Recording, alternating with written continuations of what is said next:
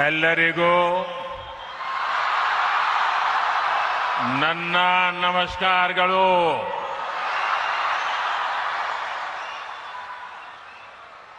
रामकृष्ण मठ और रामकृष्ण मिशन बेलूर मठ के अध्यक्ष परम पूज्य स्वामी गौतमानंद जी महाराज, श्री रामकृष्ण आश्रम मैसूरू के अध्यक्ष पूज्य स्वामी मुक्तिदानंद जी,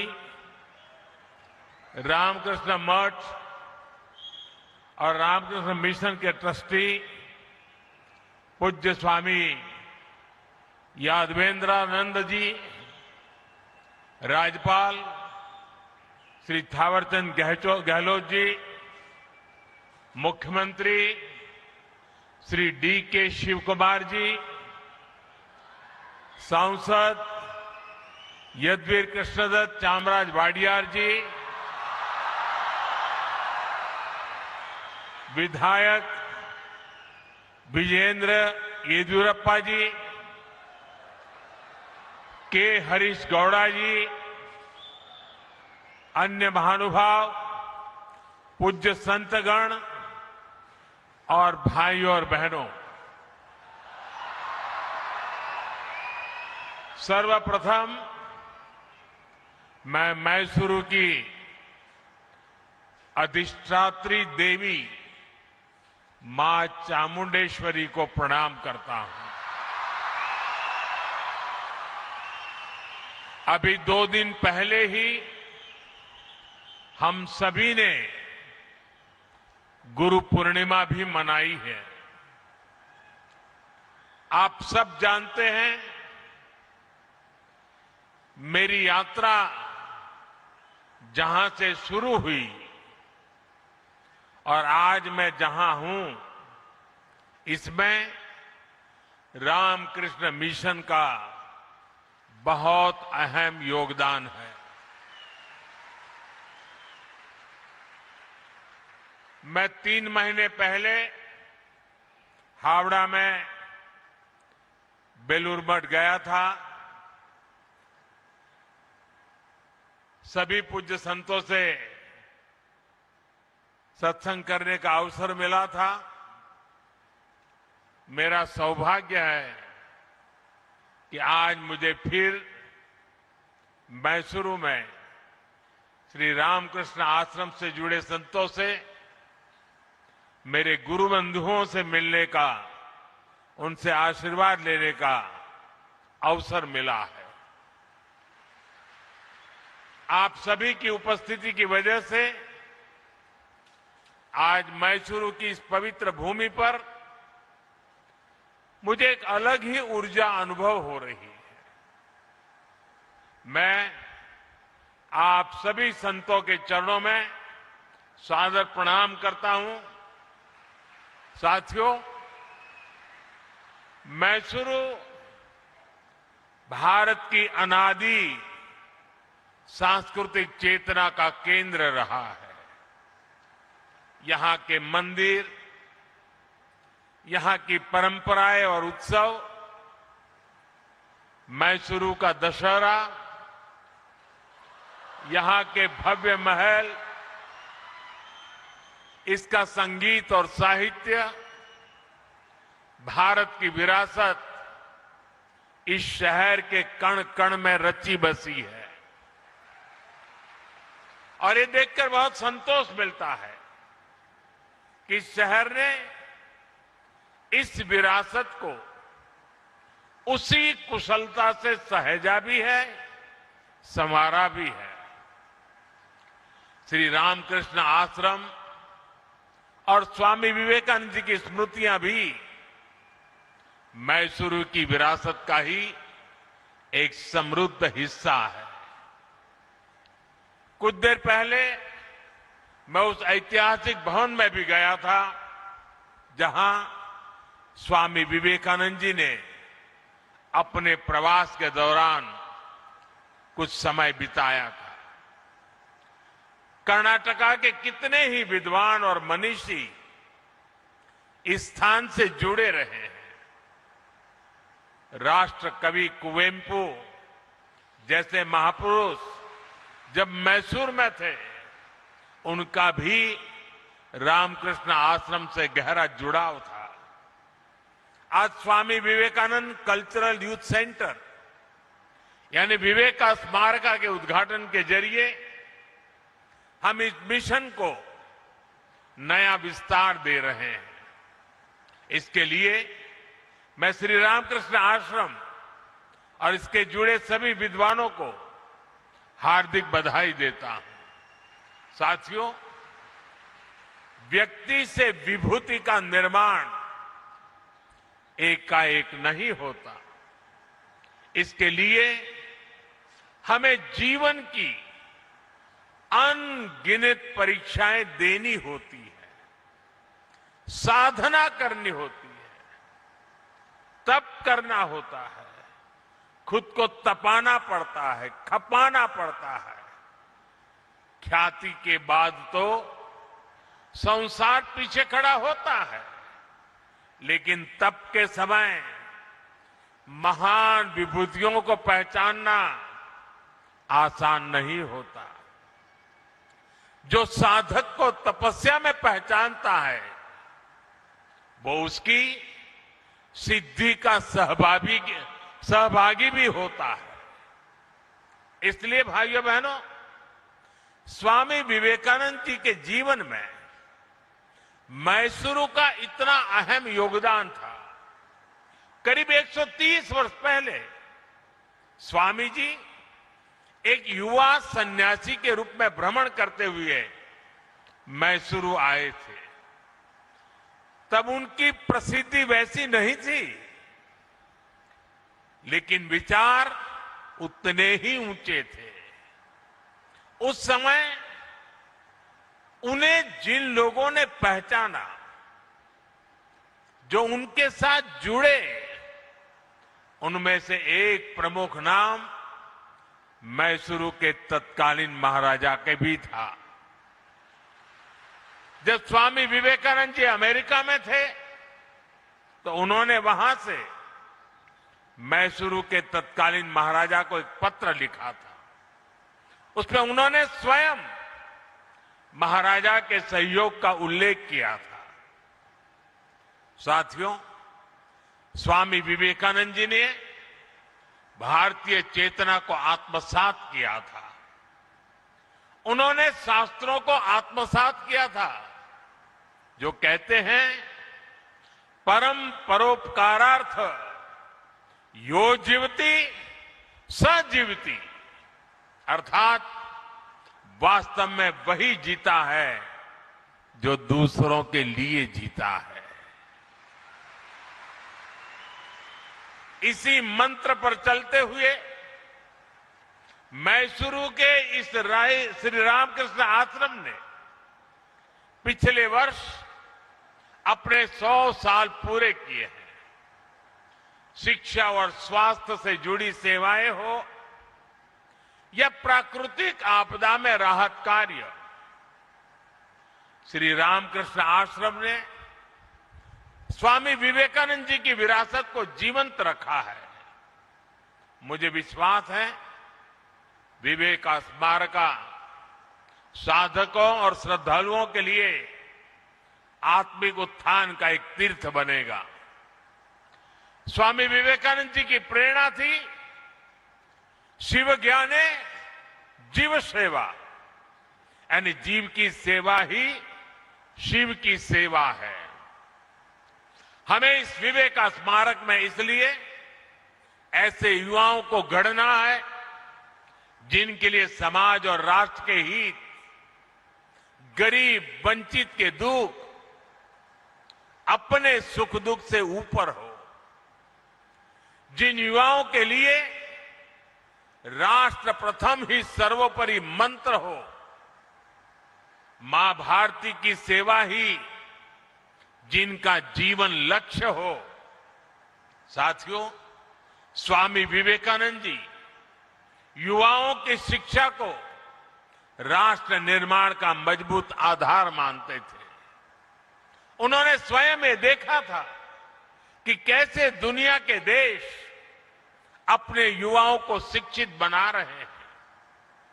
लेकिन दुर्भाग्य से तब भारत गुलाम था। भारत के युवा भी गुलामी की जंजीरों में जकड़े हुए थे। उस दौर से लेकर अब तक भारत के युवा ने एक लंबी यात्रा तय की है। भारत का जो युवा कभी जंजीरों में था, आज वो युवा दुनिया के विकास को गति दे रहा है। आज भारत की अर्थव्यवस्था सबसे तेजी से आगे बढ़ रही है। किसकी वजह से? भारत के युवाओं के सामर्थ्य से। आज भारत में दुनिया की तीसरा सबसे बड़ा स्टार्टअप इकोसिस्टम है। किसकी वजह से? भारत के युवाओं के सामर्थ्य से। आज भारत दुनिया का दूसरा सबसे बड़ा मोबाइल फोन निर्माता बन चुका है। किसकी वजह से? भारत के युवाओं के सामर्थ्य से। आज भारत से बने डिजिटल सॉल्यूशंस दुनिया के अनेक देशों के लिए प्रेरणा बन रहे हैं। किसकी वजह से? भारत के युवाओं के सामर्थ्य से। आज भारत सेमीकंडक्टर मैन्युफैक्चरिंग की नई यात्रा पर तेजी से आगे बढ़ रहा है। किसकी वजह से? भारत के युवा के सामर्थ्य से। आज Bharat AI, deeptech, space, technology और इनोवेशन के नए अध्याय लिख रहा है। किसकी वजह से? भारत के युवाओं के सामर्थ्य से। अभी कुछ दिन पहले ही हमने देखा है, भारत के युवाओं ने अंतरिक्ष में कमाल कर दिया है। पहली बार युवाओं का बनाया हुआ एक प्राइवेट कंपनी का रॉकेट अंतरिक्ष तक पहुंचा है। आज कोई भी सेक्टर हो, भारत का युवा अपना दम खम दिखा रहा है। हम सभी अपने आसपास देख रहे हैं, आज छोटे से छोटे व्यवसाय में लगा युवा भारत की डिजिटल इकोनॉमी को आगे बढ़ा रहा है। वो मुद्रा लोन के जरिए नई शुरुआत कर रहा है। वो देश की स्टार्टअप रिवॉल्यूशन को लीड कर रहा है। आत्मनिर्भर भारत का अभियान हो, मेक इन इंडिया का अभियान हो, इसकी सफलता के पीछे भारत के युवाओं की ही ताकत है। साथियों, किसी भी देश में युवाओं का सामर्थ्य तभी उस राष्ट्र की शक्ति बनता है जब उसे सही अवसर मिले, जब उसे सही दिशा मिले और जब उसे अपनी ही धरती पर बड़े सपने देखने, उन्हें पूरा करने का भरोसा मिले। और इसमें बहुत बड़ी भूमिका हमारे शिक्षा संस्थानों की होती है। मुझे खुशी है कि आज भारत में शिक्षण संस्थाओं की संख्या लगातार बढ़ रही है। पिछले 12 वर्षों में 650 से ज्यादा नई यूनिवर्सिटीज बनी है। पिछले 12 वर्षों में करीब 14,000 नए कॉलेज बने हैं।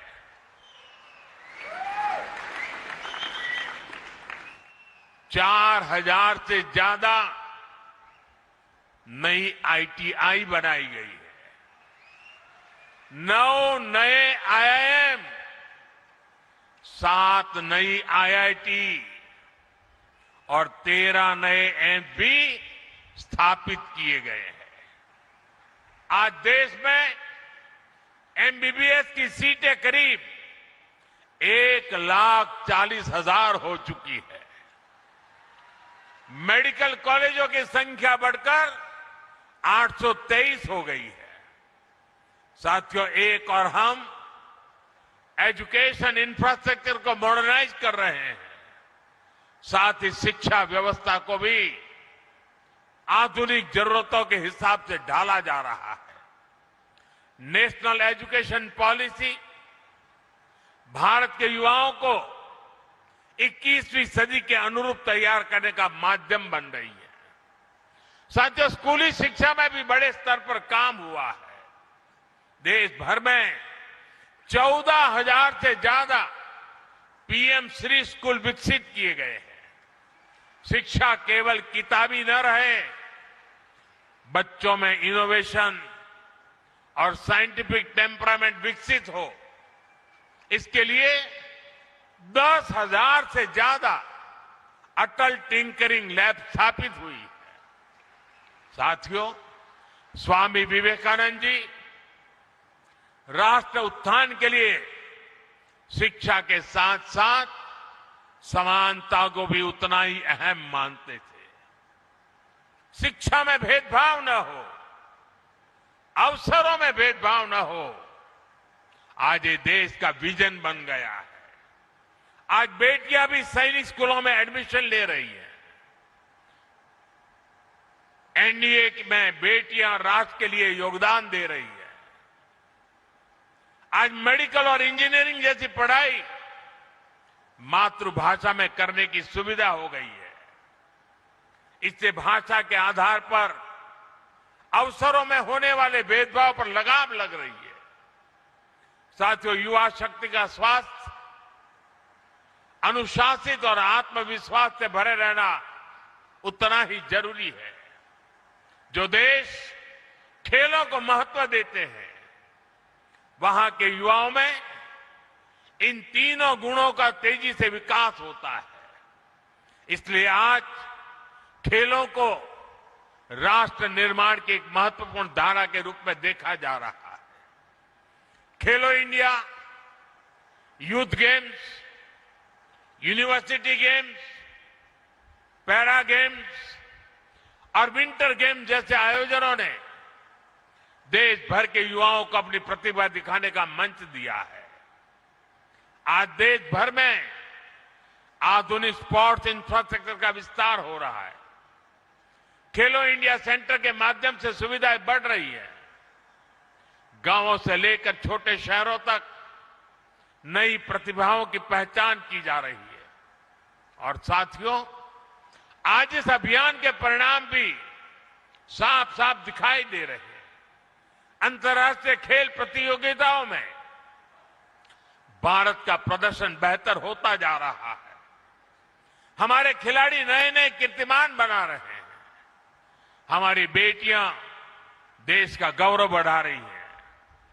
साथियों, स्वामी विवेकानंद जी की तरह हमें विवेक का स्मारक बड़े उद्देश्य के लिए कार्य करने की प्रेरणा देता है। ऐसे स्थान पर मैं हमारे युवाओं से आग्रह करना चाहता हूं।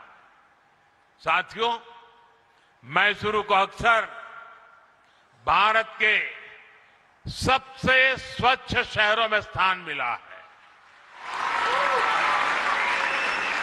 मैं इसके लिए यहां के लोगों को हृदय से बधाई देता हूं। क्या इस अवसर पर हम ये संकल्प ले सकते हैं कि भविष्य में स्वच्छता के संकल्प को निरंतर मजबूत करते रहेंगे? हमें यहां की प्राकृतिक संपदाओं को संरक्षित करना चाहिए। हमें पर्यावरण से जुड़े संकल्प लेने चाहिए।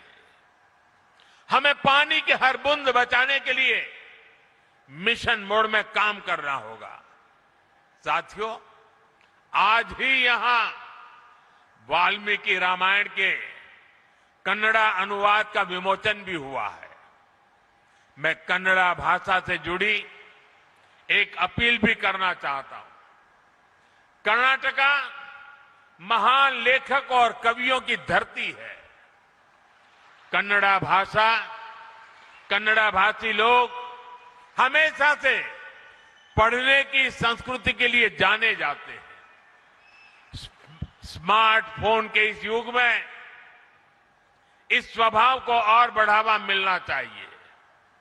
क्या हम युवा पीढ़ी को कन्नड़ा साहित्य से गहराई से जुड़ने के लिए प्रेरित कर सकते हैं? साथियों, मैसूरू अपने सिल्क, चंदन और हस्तशिल्प के लिए प्रसिद्ध है। जब भी हम किसी को उपहार दें तो क्या हम ये सुनिश्चित कर सकते हैं कि वो किसी भारतीय के हाथों और पसीने से बनी चीज हो? इससे हमारी संस्कृति को बढ़ावा मिलेगा, साथ ही एक और परिवार को आर्थिक सहायता भी मिलेगी। साथियों, स्वामी विवेकानंद जी ने जिस तरह के भारत का सपना देखा था, उसे पूरा करने का दायित्व आज की पीढ़ी पर है। मुझे विश्वास है विवेका स्मारक इसके लिए एक ऊर्जा स्रोत का काम करेगा। मैं एक बार फिर यहां एकत्र पूज्य संतजनों, गुरु बंधुओं और मैसूरू के लोगों को नमन करते हुए मेरी वाणी को विराम देता हूं। आप सबका बहुत बहुत धन्यवाद।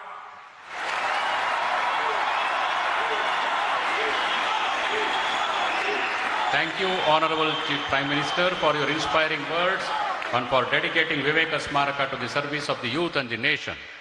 Your gracious presence on this historic occasion will be cherished in the annals of Sri Ramakrishna Ashrama, Mysuru.